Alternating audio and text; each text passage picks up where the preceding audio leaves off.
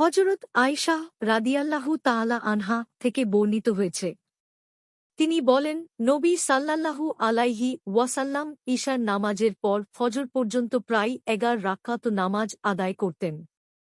প্রতি ২ রাকাত নামাজের পর সালাম ফিরাতেন। শেষের দিকে ১ রাকাত দ্বারা বিতর আদায় করে নিতেন। আর ১ রাকাতে এত লম্বা সিজদা করতেন যে একজন লোক সিজদা হতে মাথা উঠাবার পূর্বে ৫০ আয়াত পড়ে ফেলতে পারত। এরপর মুয়াজ্জিনের ফজরের আজানের আওয়াজ শেষে ফজরের সময় স্পষ্ট হলে তিনি দাঁড়াতেন। ২ রাকাত হালকা নামাজ আদায় করতেন।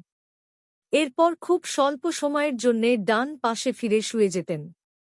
এরপর মুয়াজ্জিন ইকামতের অনুমতির জন্যে তাঁর কাছে এলে তিনি মসজিদের উদ্দেশ্যে বেরিয়ে যেতেন। বুখারী, মুসলিম। বুখারী ৯৯৪, মুসলিম ৭৩৬। মিশকাতুল মাসাবিহ ১১৮৮। হাদিসের মান সহিহ।